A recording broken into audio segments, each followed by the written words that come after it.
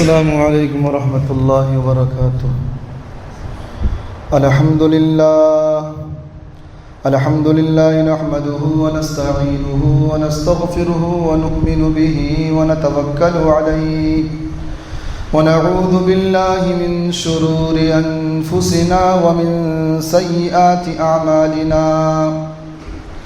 من يهده الله فلا مضل له ومن يضلله فلا هادي له ونشهد أن لا إله إلا الله وحده لا شريك له ونشهد أن سيدنا وسندنا ونبينا وحبيبنا ومولانا إمام الأنبياء وسيد الأنبياء وباليقين محمدا عبده ورسوله صلى الله تعالى عليه وعلى آله وأصحابه وأزواجه وذرياته وبارك وسلم تسليما كثيرا كثيرا أما بعد فقد قال الله تبارك وتعالى في القرآن المجيد أعوذ بالله من الشيطان الرجيم بسم الله الرحمن الرحيم ألا إن أولياء الله لا خوف عليهم ولا هم يحزنون الذين آمنوا وكانوا يتقون صدق اللہ العلی العظیم۔ میرا وطن میرے جسم و جاں سے پیارا ہے، کبھی غروب نہ ہو اے وہ ستارہ ہے، رہے وطن میں ہماری محبتوں کا معیار ہمارے خون کے قطروں سے آشکارا ہے، اسی کی گود میں پھلے پھولے کبھی پرائے کا آغوش کب گوارا ہے، جنہیں ہے شوق کہ کھیلیں وطن کی عصمت سے انہی کا دعویٰ ہے کہ ہندوستان ہمارا ہے۔ عزیزان ملت اسلامیہ، گزشتہ جمعوں میں ہندوستان کی آزادی کی تحریک میں جو سب سے اہم رول ادا کرنے والی جو شخصیات علماء اکرام اور امت مسلمہ کا جو حصہ رہا ہے، ان میں سے کچھ کڑی آپ کے سامنے آئی۔ اگر ایک ہی نشست میں پوری باتیں مختصر طور پر آ جاتی تو ذہن نشیں ہو جاتی، لیکن وقت کی قلت کی وجہ سے سن 1831 عیسوی تک جو علماؤں نے جو قربانیاں دی ہیں ہندوستان کی آزادی کی تحریک کے لیے، وہ آپ کے سامنے آئی۔ لیکن اس سے آگے گفتگو بڑھانے سے پہلے ایک جھلک گزشتہ جمعوں کے اندر جو باتیں آئی ہیں وہ بھی آپ کے ذہن میں رہنی چاہیے کہ آج اسکولوں کے اندر، کالجوں کے اندر، یونیورسٹیوں کے اندر جو کتابیں پڑھائی جاتی ہیں، جو ہسٹریاں لکھی ہیں، ان میں یہ بات بتلائی جاتی ہے کہ ہندوستان کی آزادی کی تحریک سن 1857 سے بنتی ہے، 1857 سے بنتی ہے۔ یہ سراسر غلط ہے، اور یہ باتیں اس وجہ سے پھیلائی جاتی ہیں تاکہ مسلمانوں کی جو قربانیاں اور اس میں جو چوٹی کے جو علماء تھے، انہوں نے ہندوستان کی آزادی کے لیے جو اپنی جان کا نذرانہ پیش کر دیا ہندوستان بھارت کی سرزمین پر، ان کی قربانیاں سرد پڑی رہ جائے اور انہی کے لوگوں کو پتہ نہ چلے کہ ان کے آبا و اجداد نے اس ملک کی آزادی کے لیے کیا قربانیاں دی ہیں۔ لوگ پوچھتے ہیں کہ مسلمانوں نے، علماؤں نے پہلی آواز کیوں اٹھائی؟ میں کہتا ہوں اس لیے کہ جو یہ ملک جب ہندوستان پر انگریز غالب آیا، اس وقت اگر آپ غور کریں گے تو اس جو دور تھا، نوابوں کا دور تھا، بادشاہوں کا دور تھا، اور وہ مغلیہ سلطنت کا دور تھا کہ مسلمان جو ہے حکمرانی بھارت کی سرزمین پر مختلف خطوں پر کر رہے تھے۔ اس وقت انگریز آ کر یہ ملک ہمارے ہاتھوں سے چھینا تھا، اس لیے جو چیز جس کے ہاتھوں سے جاتی ہے سب سے پہلے فکر اس کو ہوتی ہے کہ اس کو آزاد کرنے کی، اس کو لینے کی کوششیں وہ آگے بڑھ کر کرتا ہے۔ اس لیے میں کہتا ہوں کہ مسلمانوں نے سب سے آگے بڑھ کر علم جہاد بلند کیا ہندوستان کی آزادی کے لیے۔ اس لیے آج تاریخ میں بتلائی جاتی ہے، ہمیں سکھایا جاتا ہے کہ 1857 سے جنگ آزادی بنتی ہے۔ نہیں میرے بھائیوں، جہاں 1857 کا تذکرہ ہے، گزشتہ جمعوں میں جو لوگ یہاں موجود تھے ان کو اس بات سے اندازہ لگا ہوگا کہ سن 1601 عیسوی میں بھارت کی سرزمین پر انگریز آیا۔ سن 1612 عیسوی کے اندر گجرات سورت کے اندر نواب کو قتل کیا۔ یہ پہلا خون مسلمانوں کا تھا جو انگریزوں نے بھارت کی سرزمین پر بہایا تھا۔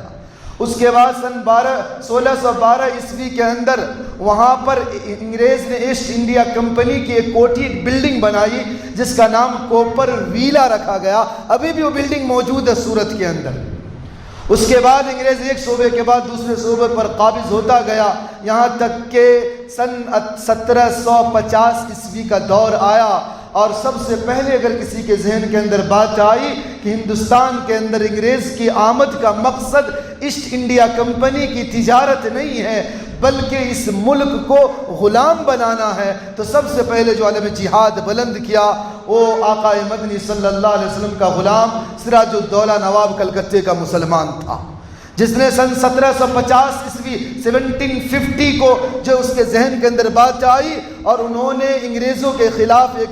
مارکا تیار کیا، جس کے نتیجے میں اگر کسی نے تاریخ کے اندر پڑھا ہوگا تو سن 1757 کا جنگ پلاسی کا وجود میں آیا۔ اور پلاسی کا جنگ سراج الدولہ نواب کلکتے کا مسلمان نے انگریزوں کے خلاف جو کھڑا کیا، اور لیکن انگریز رابرٹ کلائیو جو انگریز کا فوج کا سپہ سالار تھا، اس نے مسلمانوں کو دھوکے سے جو ہے اپنے اندر لے کر اور آپس میں بغاوت برپا کر کے انہوں نے سراج الدولہ نواب جو کلکتے کا مسلمان تھا مرشد آباد کلکتے کی سرزمین پر اس کو ذبح کر دیا، وہ بندہ شہید ہو گیا۔ یہ سن 1757 پلاسی کا جنگ۔ اس کے بعد اسی طریقے سے اگر آپ تاریخ کے اوراقوں پر اگر نظر رکھیں گے تو سن 1764 کو بکسر کا جنگ وجود میں آیا۔ اس کے بعد اسی طریقے سے سن 1774 میں جو ہے روہیلا کا جنگ وجود میں آیا جس میں مسلمان پیش تھے۔ اس کے میں مختصر تاریخ کیونکہ گزشتہ جمعے اس پر بات ہو چکی ہے۔ پھر اس کے بعد 1799 کو جو ہے حضرت ٹیپو سلطان شہید رحمۃ اللہ علیہ سے جو ہے انگریز کا مقابلہ ہوا اور حضرت ٹیپو سلطان شہید رحمۃ اللہ علیہ شہید ہو گئے۔ ان کے خون میں لتڑی لاشوں پر انگریز نے چڑھ کر کہا تھا آج سے ملک ہمارا ہے۔ اس سے اندازہ لگا سکتے ہیں کہ کتنی بڑی رکاوٹ حضرت ٹیپو سلطان شہید رحمۃ اللہ علیہ انگریز کے لیے تھی۔ آج انہی کی تاریخ کو مسخ کیا جا رہا ہے، انہی کی تاریخ کو مٹایا جا رہا ہے، جنہوں نے کبھی انگریزوں کے سامنے گھٹنے نہ ٹیکے تھے، اور جو لوگ انگریزوں کے سامنے گھٹنے ٹیکے اور معافی نامہ لکھ کر دیے آج ان کے پوسٹر چسپاں کیے جا رہے ہیں۔ یہ افسوس ہے اس ملک کا۔ لیکن میرے بھائیوں، مسلمانوں نے کبھی بھی اس ملک کے لیے سودا نہ کیا، اپنی ضمیر کو نہ بیچا، بلکہ انگریز کے سامنے کھڑے رہے۔ اس کے بعد سن 1800 عیسوی کے اندر دلی کے اندر انگریز غالب آیا۔ جب دلی کے اندر انگریز غالب آیا اور اس وقت سن 1800 عیسوی کے اندر مغلیہ سلطنت کا آخری دور چل رہا تھا، اور وہ اس وقت جو مغلیہ سلطنت کا جو بادشاہ تھا شاہ عالم بادشاہ کی حکومت دلی کے شہر پر تھی، اور وہاں پر اس نے شاہ عالم بادشاہ کو اپنے انڈر میں لیا۔ تو اس وقت برٹش گورنمنٹ نے انگریز جو انہوں نے اپنے فوج بھیجے تھے ان سے پوچھا کہ 150 سالہ عرصہ یعنی تقریباً 200 سال کا عرصہ کیوں لگ گیا دلی پر قابض ہونے میں؟ یعنی دلی تو سینٹر تھا نا، اس کو قبضے میں لینا گویا کہ پورے ملک کو قبضے میں لینا تھا۔ تو برٹش گورنمنٹ نے پوچھا کہ تمہیں 200 سال کا عرصہ کیوں لگا؟ تو انہوں نے جو بات کہی ہے میرے بھائیوں ذرا اس بات پہ ذہن میں رکھنا۔ اس نے یہ بات لکھا کہ ہم دلی میں تو پہلے ہی قابض ہو جاتے، لیکن جو درمیان میں جو لوگ رکاوٹ تھے علماء کی جماعت تھی، جنہوں نے ہمیں 200 سال کا عرصہ لگا دیا اور انہوں نے رکاوٹ بن کر کھڑے رہے دلی تک پہنچنے میں۔ اسی وقت برٹش گورنمنٹ نے ایک خط لکھا تھا انگریز سپہ سالار کو کہ تم بھارت کی سرزمین پر ایک ایسی تحریک چلاؤ کہ عوام اور علماء کے درمیان دراریں پیدا ہو جائیں اور لوگ علماء سے کٹ جائیں، اور ہوا اس میں کامیاب ہوا، اور جس کے نتیجے میں جو ہے دلی پر قابض ہو کر سن 1803 عیسوی کو لال قلعے کے فصیل سے انگریز نے نعرہ لگایا تھا، خلق خدا کی، ملک بادشاہ سلامت کا، اور حکومت چلے گا ایسٹ انڈیا کمپنی کی۔ جب نے یہ نعرہ دیا ایسے وقت میں دیا کہ اس وقت کوئی ماء کا لال بھارت کی سرزمین پر پیدا نہ ہوا تھا کہ انگریز کے آنکھوں میں آ کے ڈال کر بات کر سکتا۔ اگر سب سے پہلے کسی نے انگریزوں کے آنکھوں میں ڈال کر بات کی اور دلی کے شہر سے اعلان کیا کہ جب انگریز نے اعلان کر دیا خلق و خدا کی، ملک بادشاہ سلامت کا، اور حکومت ایسٹ انڈیا کمپنی کی چلے گی، تو گویا کہ ہمارا ملک غلام ہو چکا ہے۔ اس کے خلاف عالم جہاد بلند کرنا ہر بھارتی مسلمانوں پر فرض ہے۔ وہ شخص کون تھا؟ تاریخ ہمیں بتاتی ہے کہ اس شخص کا نام مولانا شاہ عبدالعزیز محدث دہلوی رحمۃ اللہ علیہ تھے، جنہوں نے عالم جہاد بلند کیا۔ اس وقت کوئی ہندوستان کے اندر کوئی ماء کا لال ایسا پیدا نہ ہوا تھا کہ انگریزوں میں آنکھوں میں آ کے ڈال کر بات کر سکتا۔ ہمارے اکابرین نے، آبا و اجداد نے 1803 عیسوی میں نعرہ بلند کیا، اور جس کے نتیجے میں دلی کے شہر سے ان کو نکال دیا گیا، کھانوں میں زہر دے دیے گئے، آنکھوں کی بینائی چلی گئی، لیکن کبھی بھی انگریزوں سے سمجھوتا نہ کیا، اپنے شاگردوں کو تیار کیے۔ اور ان کی وفات سن 1824 کو شاہ عبدالعزیز محدث دہلوی رحمۃ اللہ علیہ اس دار فانی سے کوچ کر کے دار بقا کی طرف چلے گئے، وفات پا گئے۔ لیکن اپنی وفات سے پہلے اپنے شاگردوں کے سینوں میں انگریزوں کے خلاف دشمنیوں کو بھر دیا تھا، چنگاریاں جلائی، آگے جلائیں ان کے سینوں کے اندر، جس کے نتیجے میں ان کے شاگرد کھڑے ہوئے، اور ان میں سب سے ممتاز شاگردوں میں سے حضرت سید احمد شہید رائے بریلوی رحمۃ اللہ علیہ اور حضرت مولانا اسماعیل شہید رحمۃ اللہ علیہ، یہ دو سب سے عظیم شخصیت ہیں سن 1824 کے دور کے۔ انہوں نے تحریک، اپنے استاد کی تحریک کو لے کر چلے، اور سن 1826 کے اندر انہوں نے سنگٹھن کا تیار کیا، اور اپنا مرکز اکھنڈ بھارت صوبہ سرحد کو بنایا، اکھنڈ بھارت صوبہ سرحد کو بنایا، جس سے لگ کر افغانستان، عراق، ایران کے ممالک پڑتے تھے، وہاں وہ اپنا مرکز بنایا، اور وہاں سے لیڈ پورے ملک میں کرتے رہے۔ اور اپنے شاگرد مولانا عنایت علی، مولانا ولایت علی، مولانا اولاد حسین قنوجی، ان حضرات کو مختلف جو ہے کولکاتہ، ممبئی اور مدراس کے علاقوں میں بھیجے کہ افراد کو تیار کرو، وسائل کو لاؤ۔ لیکن انگریز نے جب دیکھا کہ سید احمد شہید رائے بریلوی کی تحریک بڑی وجود میں ہے اور بڑی تحریک چوٹی کی بڑھ رہی ہے، اور یہ اگر دلی تک پہنچ گئے تو ہمارے قدم جم نہ پائیں گے، تو اس نے ہندوستان میں سے جو ہے پنجاب کے علاقوں سے راجہ رنجیت سنگھ کو کھڑا کیا، اور سید احمد شہید رائے بریلوی کے خلاف کھڑا کر دیا۔ سید احمد شہید رائے بریلوی رحمۃ اللہ علیہ آگے بڑھتے رہے، لیکن راجہ رنجیت سنگھ نے درمیان میں آڑے آ گیا، اور اسی وقت ایک تحریک انگریزوں کی طرف چلائی گئی کہ سید احمد شہید رائے بریلوی وہابی ہیں، ان کا ساتھ نہ دو۔ یہ انگریزوں کی پالیسی تھی، جس کے نتیجے میں سید احمد شہید رائے بریلوی رحمۃ اللہ علیہ کے 4000 مجاہدین کو مسلمانوں نے اپنے ہاتھوں میں شہید کر دیا۔ لیکن سید احمد شہید رائے بریلوی رحمۃ اللہ علیہ جو ہے ہمت نہ ہارے، آگے بڑھتے رہے، یہاں تک کہ بالا کوٹ کی چوٹی پر سن 1831 عیسوی کا جنگ وجود میں آیا،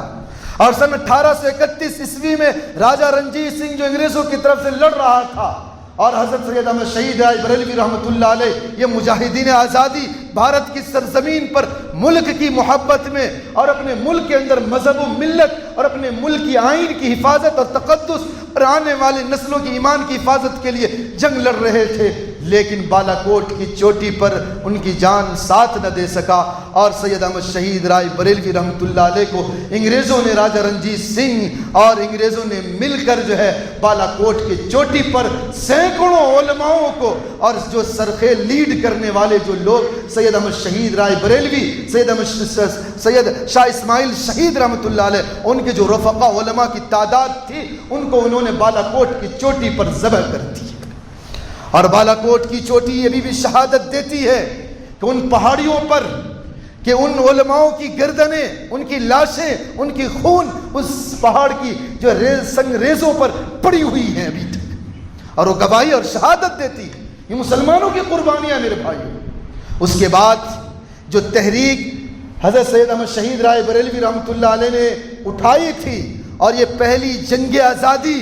جو ہوئی سن 1831 عیسوی کے اندر، بالا کوٹ کی چوٹی پر صرف علماء کی جماعت تھی، عوام نہیں تھے، غیر مسلم نہ تھے، صرف علماؤں کی جماعت تھی جو سن 1831 عیسوی میں بالا کوٹ کی چوٹی پر جو بھارت کی سرزمین کو آزاد کرنے کے لیے اپنے خون کا، اپنی جان کا نذرانہ پیش کر دیے، لیکن انگریزوں سے سودا نہ کیا۔ اگر چاہتے تو سمجھوتا کر کے اپنی عبادت کر لیتے، اپنی مساجد کی حفاظت کر لیتے، لیکن انہوں نے اپنے ملک سے غداری نہ کی، اپنی جان کا نذرانہ پیش کر کے جام شہادت نوش کر لیا، لیکن انگریزوں کے سامنے گھٹنے نہ ٹکے۔ یہ ہماری تاریخ ہے میرے بھائیوں، ہم نے بھلا دیا، ہمیں معلوم نہیں کہ ہماری تاریخ کیا ہے۔ سن 1831 عیسوی کے اندر جو شاہ عبدالعزیز محدث دہلوی رحمۃ اللہ علیہ کی تحریک چلی تھی سرد پڑ گئی، لیکن اس کے بعد انگریز پورے بھارت پر اتنے خوفناک انداز سے پیش آنے لگے جس کے نتیجے میں کسی کو ہمت نہ ہو رہی تھی کہ انگریز کے خلاف آواز اٹھا سکے۔ لیکن سن 1831 کے بعد علماء جو ہے آپس میں جڑے اور اکائیوں کو جمع کرتے رہے، اکائیاں اکٹھا کرتے کرتے افراد کو تیار کیے، اور سب سے سرخیل حضرت سید مولانا احمد اللہ شاہ مدراسی رحمۃ اللہ علیہ، مولانا احمد اللہ شاہ مدراسی رحمۃ اللہ علیہ، ہم تو نام بھی نہیں جانتے میرے بھائیوں۔ یہ 1831 عیسوی کے بعد تحریک لے کر چلے، اور تحریک لے کر چلے جن میں تقریباً 26 سال لگے، 26 سال 26 ایئرس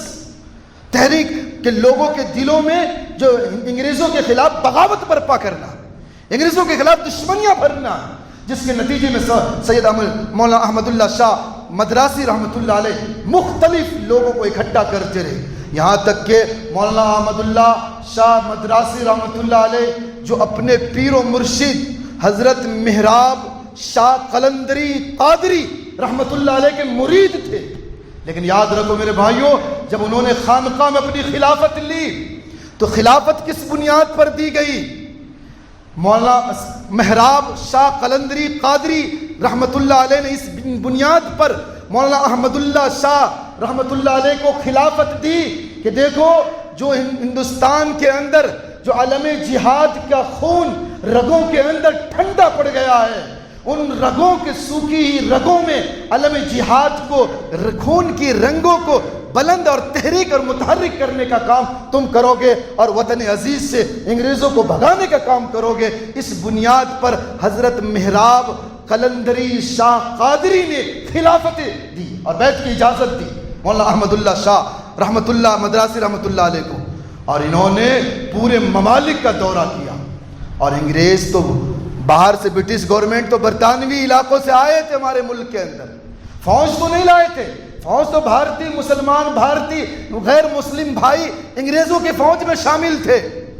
باہر سے کوئی فوج نہیں لائے تھے، یہیں پر فوج کو تیار کیے، اور یہی لوگ انگریز کی جو چاپلوسی میں لگے تھے لوگ۔ لیکن جو سب سے بڑا کارنامہ مولانا احمد اللہ شاہ مدراسی رحمۃ اللہ علیہ نے کیا، وہ تاریخ کے اوراقوں کے اندر بھلا دینے والی بات نہیں ہے۔ انہوں نے یہ کام کیا کہ ہندوستان کے اندر انگریز کے فوجوں میں جو بھارتی لوگ تھے خواہ کسی مذہب کے ہو، انہوں نے ان کے خونوں کے اندر انگریزوں کے خلاف دشمنیاں بھری، اس بنیاد پر کہ دیکھو یہ انگریز کسی کا نہیں ہے، یہ جو تمہیں آٹا دیتے روٹیاں کھلاتے ہیں ان میں خنزیر کے چربیاں ملاتے ہیں، اپنے کارتوسوں بندوقوں میں جو خنزیر کے اعضا کا استعمال کرتے ہیں،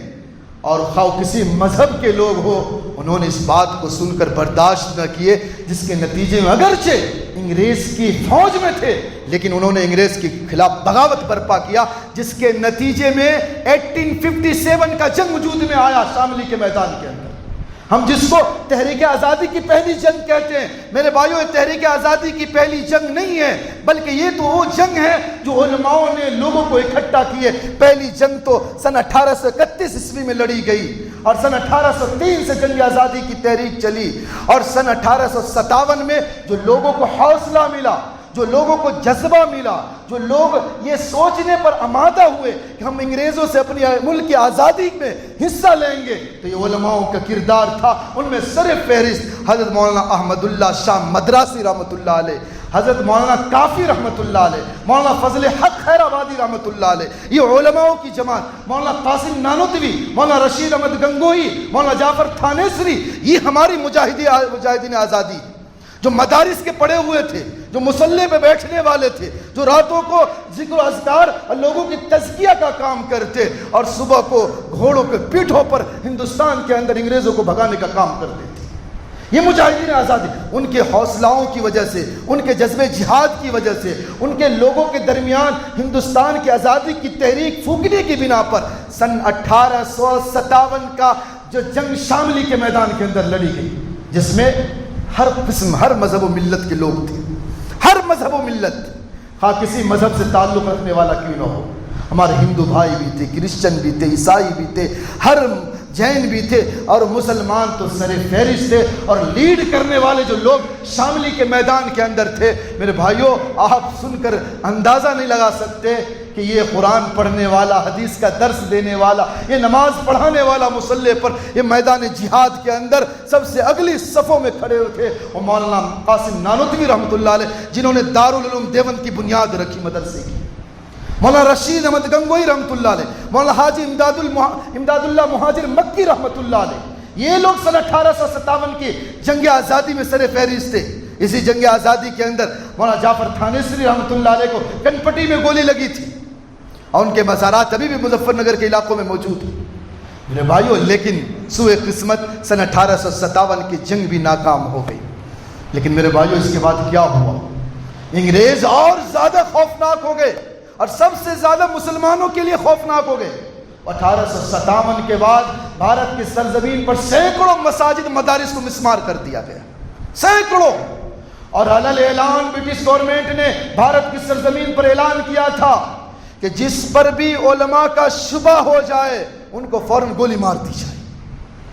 اور میں اپنے لوگوں کی تاریخ نہیں بیان کرتا ہوں، انگریز مورخ ٹامسن خود لکھتا ہے کہ دلی کے چاندنی چوک سے لے کر پشاور کی جامع مسجد تک کوئی ایسا درخت نہیں تھا جس پر علماؤں کی گردنیں نہ لٹکی ہو۔ 40 سے 50 ہزار علماؤں کو پھانسی کے پھندے پہ چڑھا دیا گیا، اور کس طرح وہ لوگ شہید کرتے تھے معلوم ہے میرے بھائیوں؟ دونوں پاؤں میں علماؤں کو رسیاں باندھ دی جاتی،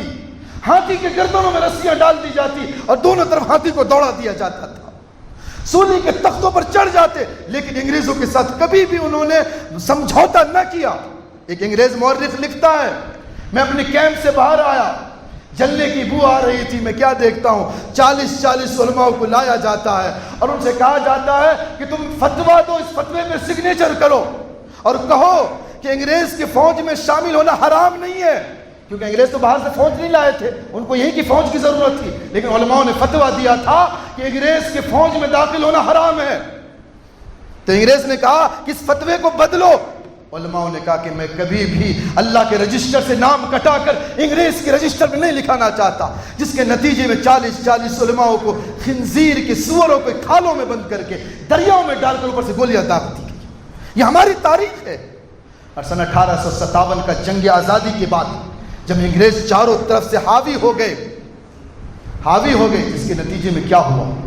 جو سب سے زیادہ انگریز فوجوں کو بغاوت پر برپا کیے تھے مولانا احمد اللہ شاہ مدراسی رحمۃ اللہ علیہ تھے۔ انگریز نے اس زمانے میں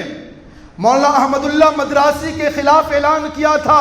جو مولانا مدراسی کے گردن کو کاٹ کر لائے گا 50,000 چاندی کے سکے انعام میں دیے جائیں گے۔ تو اس کا نتیجہ یہ ہوا کہ شاہجہاں پور کے ایک زمیندار تھے، بلدیپ سنگھ یا اس طرح کچھ نام تھا ان کا، راج ناتھ سنگھ اس طرح کچھ نام تھا ان کا، اس نے حضرت مولانا احمد اللہ شاہ مدراسی رحمۃ اللہ علیہ کو دھوکے سے بلایا اور گولی سے ان کے سینوں کو چھلنی کر کے گردن کاٹ کر انگریز کمشنر کے سامنے رکھا اور 50,000 چاندی کے سکے انعام میں دیے۔ یہ وہ لوگ تھے جنہوں نے ملک کا سودا کیا، لیکن ہمارے اکابرین نے کبھی بھی ملک کا سودا نہ کیا۔ سن 1857 کے بعد جو دلی شہر مغلیہ کے سلطنت کے دور سے دلی دینی علوم کا مرکز سمجھا جاتا تھا، لیکن سن 1857 کے بعد علماء کو اتنا ذبح کیا گیا کہ دلی شہر خاموشہ میں تبدیل ہو گئی۔ اگر کوئی وراثت کا مسئلہ معلوم کرنے کے لیے دلی شہر میں 1857 کے بعد آتا، پوری دلی میں پھر جاتا، ایک بھی عالم نہ ملتے تھے۔ کیوں؟ علماء کو پھانسیوں پر چڑھا دیا سن 1857۔ اور اسی سن 1857 کی وہ جنگ آزادی کے مجاہد، ان کو بھی ہم نہیں بھلا سکتے جو دکن کے اندر حیدرآباد کی مکہ کی سرزمین سے، مکہ مسجد کی سرزمین سے اعلان کیا تھا، مکہ کی مسجد کی سرزمین سے جو عالم دین نے اعلان کیا، اور انہوں نے اعلان کیا اور عالم جہاد جو انگریزوں کے خلاف برپا کیے، جس کے نتیجے میں ان کو جو ہے اتنی سزائیں دی گئی، اور ان کا نام علامہ علاء الدین تھا تاریخ کے اندر۔ میرے بھائیوں، ان کی تاریخ کو بھی نہیں بھلانا چاہیے۔ علامہ علاء الدین رحمت اللہ علیہ نے مکہ مسجد کے امام تھے، اور مسجد کے محرابوں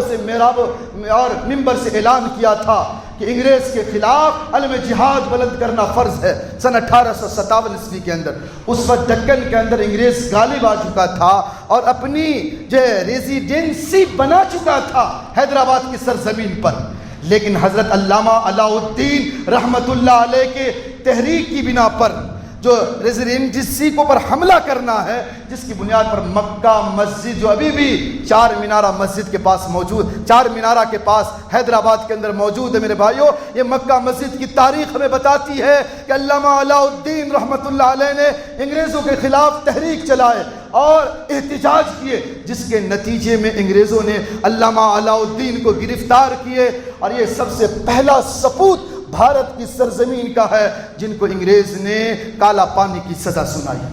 مالٹا جیل کی سزا سنائی، نیکوبار، مالٹا، انڈومان، جو ابھی بھی بھارت سے ڈائریکٹ فلائٹ نہیں ہے، وہاں پر 18,000 کلومیٹر سے بھی زیادہ کا فاصلہ، جزیرے کے اندر، سمندر کے اندر چھوٹا سا جزیرہ ہے مالٹا۔ اس مالٹا جیل کے اندر حضرت علامہ علاء الدین رحمت اللہ علیہ کو سن 1857 میں گرفتار کیا، 30 سال اس مالٹا جیل کے اندر رکھے، اور اسی جیل سے علامہ علاء الدین کی جنازے نکلی 1889 کے اندر۔ یہ ہماری تاریخ ہے میرے بھائی،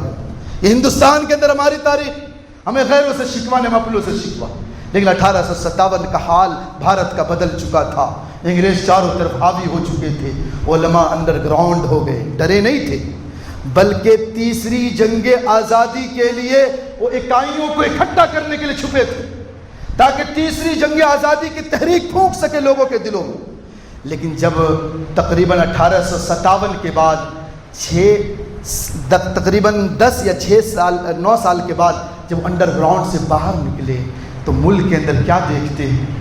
کہ وہ بچے جن کے باپ ہندوستان کے اندر انگریزوں کے خلاف جام شہادت نوش کے اپنی گردنیں کٹا لیے، آج انہیں کے بچوں کے سروں پر انگریزی سامراج، برطانوی لوگ ہاتھ رکھ رہے ہیں اور کہہ رہے ہیں کہ ہم تمہیں فری پڑھائیں گے، فری لکھائیں گے، اور ذہنی اعتبار سے تمہیں انگریز بنائیں گے۔ یہ علماء ششتر رہ گئے ان باتوں کو سن کر کہ جن کا باپ انگریزوں کے دشمنی میں جام شہادت نوش کر لیا، آج انہی کے اولادوں کو انگریز بنانے کے لیے انگریز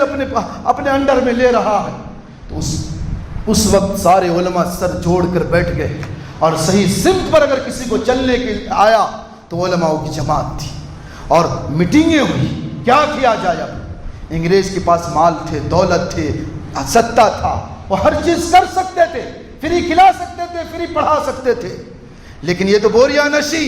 فقیر، مسکین، ان کے پاس کیا تھا، یہ کیا دے سکتے تھے قوم کو؟ لیکن سر جوڑ کر بیٹھے، اور انہوں نے بھی اعلان دیا ہم فری پڑھائیں گے، فری لکھائیں گے، اور ذہنی اعتبار سے ایک ایماندار اور محمدی بنائیں گے۔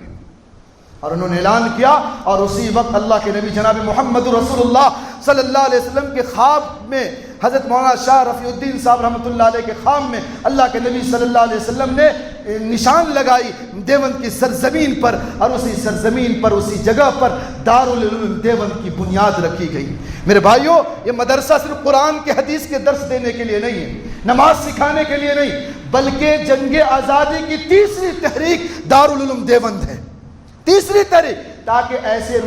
مجاہدین سپوتوں کو پیدا کر سکے جو انگریزوں کو ہندوستان سے بھگا سکے۔ اس لیے دارالعلوم دیوبند کا قیام وجود میں آیا۔ سن 23 مئی 1866 عیسوی کو دارالعلوم دیوبند کی بنیاد رکھی گئی سہارنپور کے علاقوں میں،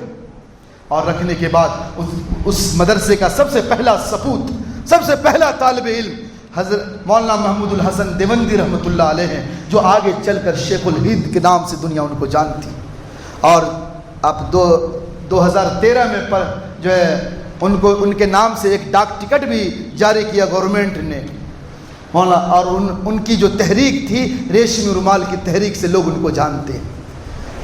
اور یہ سن 1866 میں طالب علم تھے، پھر پڑھنے کے بعد اسی ادارے کے اندر پڑھانے لگے اور اپنے استاد محترم حضرت مولانا قاسم نانوتوی رحمۃ اللہ علیہ کے ذریعے سے ہندوستان کی، بھارت کی سرزمین پر انگریزوں کے خلاف علم جہاد بلند کیا انہوں نے، اور جس کے نتیجے میں جو ہے بڑی مشقتیں دیکھنا پڑا، یہاں تک کہ وہ دن آیا کہ تحریک بڑھتی رہی، اور سن 1880 عیسوی کے اندر 1880 میں جو ہے حضرت مولانا قاسم نانوتوی رحمۃ اللہ علیہ اس دار فانی سے کوچ کر جاتے ہیں۔ جب استاد محترم کا انتقال ہوتا، جو بانی دارالعلوم دیوبند جو دنیا سے جب فوت ہوئے، تو جو تحریک چل رہی تھی ایسا لگ رہا تھا کہ اب اس کا کوئی جو نعم البدل نظر نہیں آ رہا تھا کہ تحریک سرد نہ پڑ جائے، تو وہ تحریک کو پھر سنبھالے حضرت مولانا محمود الحسن دیوبندی رحمۃ اللہ علیہ، اور انہوں نے سن 1909 میں بہت شارٹ کٹ کر کے وقت اجازت نہیں دیتا، 1909 کو جو ہے انہوں نے ایک تحریک رکھا، اور اس تحریک کا نام ثمرۃ التربیت رکھا گیا۔ ہندوستان کی سرزمین انگریزوں کو بھگانے کے لیے، آپ اندازہ نہیں لگا سکتے کہ وہ علماء تھے جو راتوں کو حدیث پڑھایا کرتے تھے، درس دیا کرتے تھے، اور انگریزوں کے خلاف مجاہدین کو تیار کیا کرتے تھے۔ ثمرۃ التربیت نام رکھے، لیکن جب انگریزوں کو پتہ چلا تو پھر اس ثمرۃ التربیت کا نام بدل کر جمعیت الانصار تنظیم رکھی گئی، اور سن 1912 یا 13 عیسوی کے اندر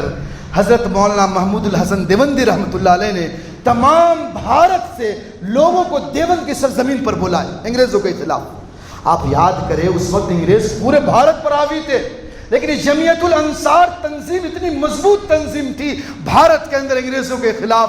کہ جب سارے لوگ جلسے کے اندر اکٹھا ہوئے، انگریز کی ہوائیں نکل گئی، اور انگریز اتنا جو برہم ہو گیا، غصے میں آیا کہ اس نے جمعیت الانصار تنظیم پر پابندی عائد کر دی۔ جب تنظیم پر پابندی عائد کی تو تنظیم تو وہی تھی، نام بدل دیے، مولانا محمود الحسن دیوبندی رحمۃ اللہ علیہ نام رکھا گیا نظارت المعارف، اور اسی تحریک کو دلی میں قائم کیا گیا، اور دلی کے سرزمین میں اسی بینر کے تلے مولانا محمد علی جوہر رحمۃ اللہ علیہ اور حضرت مولانا ابوالکلام آزاد، مولانا عبید اللہ سدی رحمۃ اللہ علیہ اور مولانا محمود الحسن دیوبندی رحمۃ اللہ علیہ اکٹھا ہوئے، سر جوڑ کر بیٹھے، کیا کیا جائے؟ ہمارے پاس وسائل نہیں ہیں، مال نہیں، ہتھیار نہیں، ہم انگریز سے مقابلہ نہیں کر سکتے، کیا کرنا ہوگا؟ تو وہاں پر شاگردوں کو تیار کیے کہ اسلامی ممالک میں جایا جائے اور اسلامی ممالک میں پرچار کیا جائے انگریز کے خلاف، کہ انگریز صرف ملک بھارت، ایشیا کے اندر بھارت ہی بھی قابض نہیں ہوئے تھے، بلکہ بھارت کے ذریعے سے دوسرے ممالک کو بھی برطانوی اپنے انڈر لینا چاہ رہا تھا، اور اس وقت دور خلافت عثمانیہ کا دور تھا، لیکن یہ آخری دور ہے خلافت عثمانیہ کا۔ مختصر یہ ہے کہ اس کے بعد حضرت مولانا محمود الحسن دیوبندی رحمۃ اللہ علیہ سن 1915 عیسوی 1915 کو حضرت مولانا محمود الحسن دیوبندی رحمۃ اللہ علیہ اپنے شاگرد مولانا عبید اللہ سندھی رحمۃ اللہ علیہ کے ذریعے سے ایک جماعت کو کابل افغانستان کے علاقوں میں بھیجی کہ جاؤ وہاں تنظیم تیار کرو، اور خود حضرت مولانا محمود الحسن دیوبندی رحمۃ اللہ علیہ سن 1915 عیسوی کو جو ہے حجاز کے سفر پہ چلے گئے، مکے کے اندر، جو آج جس کو ہم سعودی کہتے ہیں، اللہ کے نبی حضور علیہ السلام نے اس کا نام سعودی نہیں رکھا بلکہ حجاز رکھا۔ یہ تو سعودی نوازوں کا، انگریز نوازوں کا جو ہے کام ہے کہ انہوں نے اس کا نام بدل کر سعودی عربیہ رکھا ہے۔ اللہ کے نبی صلی اللہ علیہ وسلم نے اس مقدس شہر کا نام حجاز رکھا تھا۔ حجاز کے علاقوں میں سفر کے مولانا محمود الحسن دیوبندی، ان کے ساتھ مولانا حسین احمد مدنی رحمۃ اللہ علیہ، مولانا عزیر گل رحمۃ اللہ علیہ، مولانا حسین احمد مدنی جن کے ابھی فرزند مولانا ارشد مدنی صاحب دامت برکات ہمارے استاد محترم جمعیت علماء ہند کے صدر ہیں، وہ باحیات ہیں، ان کے والد مولانا حسین احمد مدنی رحمۃ اللہ علیہ، سب یہ حجاز کے سفر پہ گئے تاکہ وہاں پر جا کر لوگوں کو اکٹھا کیا جائے۔ اور آپ کو اندازہ نہیں ہوگا کہ انگریز کے خلاف حجاز تو مقدس شہر ہے، اور آج بھی جتنے علماؤں کو جڑنا ہوتا ہے عالمی کام کرنے کے لیے، یہ اسی حجاز مقدس پہ جڑتے ہیں، اسی حجاز مقدس پر بیٹھ کر لوگوں کی پلاننگیں ہوتی ہے کہ ملک میں کس طرح انداز سے کام کرنے ہیں۔ وہاں پر اس زمانے میں بھی مولانا محمود الحسن دیوبندی رحمۃ اللہ علیہ مکہ کی سرزمین پر جدہ سے پانی کے جہاز کے ذریعے سے اترے، اس وقت ٹرکی خلافت عثمانیہ کا مرکز سمجھا جا رہا تھا، اس کا وزیر غالب پاشا انور پاشا مکہ آیا، اور مولانا محمود الحسن دیوبندی رحمۃ اللہ جو وزیر تھے مولانا محمود الحسن دیوبندی رحمۃ اللہ علیہ سے ملے. مولانا محمود الحسن دیوبندی رحمۃ اللہ علیہ نے وہاں پر ایک سنگٹھن بنایا جس کا نام جنود ربانیہ رکھا گیا.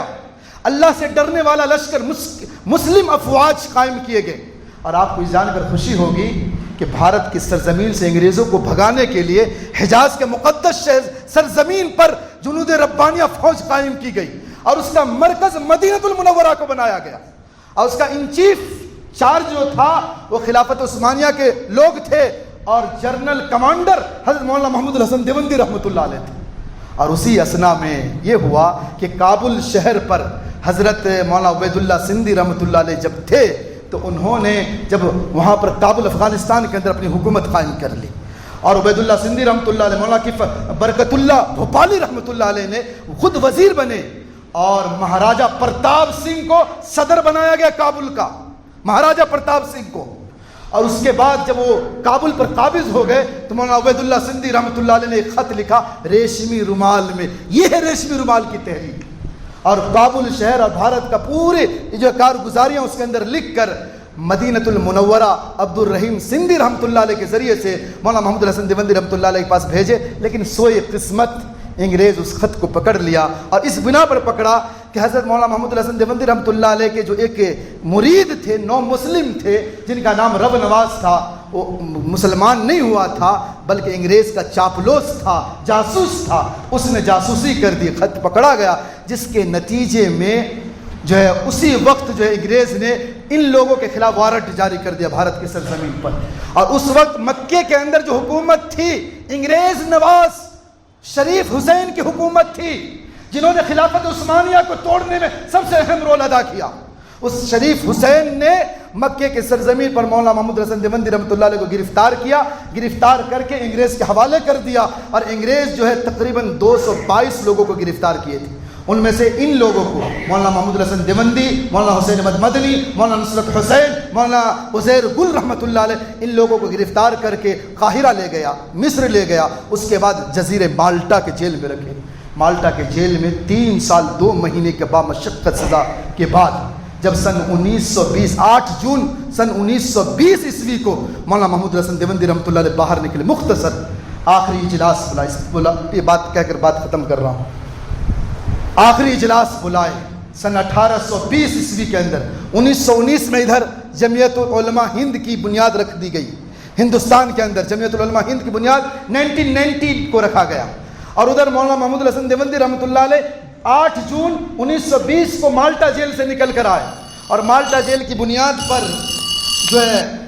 وہاں جیل کی سردیوں کی وجہ سے حضرت برداشت نہ کر پائے, بڑھاپے کا عالم تھا, ضعیف العمری تھی. ایک اجلاس بلایا گیا جس میں علماء کو بھارت کی سرزمین پر بلایا گئے, علماء کو سر جوڑ کر بٹھایا گیا اور خطبہ صدارت جو پڑھی گئی اس میں جو بات پوائنٹ کی کہی گئی وہ یہ تھی کہ جو لوگ یہ سمجھتے ہیں مصلی پہ بیٹھ جانا, تسبیح پکڑ لینا, اللہ اللہ کر دینا اسلام کی خدمت کے لیے کافی ہے, وہ کان کھول کر سن لے. اسلام کے صاف ستھرے دامن پر بدنما داغ ہے. اسلام صرف تسبیح پکڑنے کا نام نہیں, اسلام صرف نماز کا نام نہیں, اسلام صرف سجدے کا نام نہیں, بلکہ اس کے ساتھ ساتھ اسلام نام ہے معاشرت کا, اخلاق کا, سیاست کا, کہ سیاست میں بھی اہم رول ہونا چاہیے. سیاست بھی اسلام کا حصہ ہے. اور اللہ نے قرآن میں بھی فرمایا یا ایھا الذین آمنوا ادخلوا فی السلم کافہ, اے ایمان والو مکمل دائرہ اسلام میں داخل ہو جاؤ. اور لیکن میرے بھائیو, جب سے مسلمانوں نے سیاست میں حصہ لینا چھوڑا اور سیاسی تحریک کو چھوڑا اور سیاست کو اہم رول اسلام کا حصہ نہ سمجھا, جس کا نتیجہ یہ ہے کہ آج ہم دیکھ رہے ہیں. اگر ہم اس رنگ کو بدلنا چاہتے ہیں تو سیاست کے اعتبار سے مضبوط ہو. پھر 1920 میں بھی جنگ لڑی گئی. اس کے بعد یہاں تک کہ اللہ کے شکر سے 15 اگست 1947 کو ہمارا دیش آزاد ہوا. یہ مسلمانوں کی تحریک ہے. لیکن جو مالٹا جیل سے حضرت مولانا محمود الحسن دیوبندی رحمۃ اللہ نکلے تھے, ان میں 2 باتیں اور کہی تھی. ایک بات تو یہ کہ میں مالٹا کے جیل میں 3 سال کی مشقت کی سزا سننے کے بعد میں نے یہ طے کیا کہ پورے ملک کے اندر اگر مسلمان اپنے ایمان پر قائم رہنا چاہتے ہیں, اللہ کی رسی کو مضبوطی سے پکڑنا چاہتے ہیں, تو قرآن کو مضبوطی سے پکڑے رہیں اور آپس کی نا اتفاقیوں کو ختم کر دیں. یہ 2 چیزیں اگر ہوں گی تو ہم بلندی پا سکتے ہیں. اگر ان دو چیزوں میں کمی آئے گی تو بلندی ہمیں نہیں ملے گی. تاریخ بہت ہے، مختصر یہ ہے، ہمیں مایوس ہونے کی ضرورت نہیں. ہمارے اکابرین نے اس ملک کی آزادی میں اہم رول ادا کیا ہے، اور آج جنہیں ہے شوق کہ کھیلیں وطن کی عصمت سے، انہی کا دعویٰ ہے کہ ہندوستان ہمارا ہے. آخر میں شعر کہہ کے بات ختم کرتا ہوں، وقت مکمل ہو چکا. ملیں گے منزل مقصود یہ ایمان رکھتے ہیں، ملیں گے منزل مقصود یہ ایمان رکھتے ہیں. رہبری کے لیے ہم قرآن رکھتے ہیں. مت مانگو ہم سے محب وطن کا سرٹیفکیٹ، مت مانگو ہم سے محب وطن کا سرٹیفکیٹ. ہم دلوں کے گوشے گوشے میں ہندوستان رکھتے ہیں. ہندوستان زندہ باد. وآخر دعوانا الحمدللہ رب العالمین. جو ہزار سنت سے فارغ میں سنت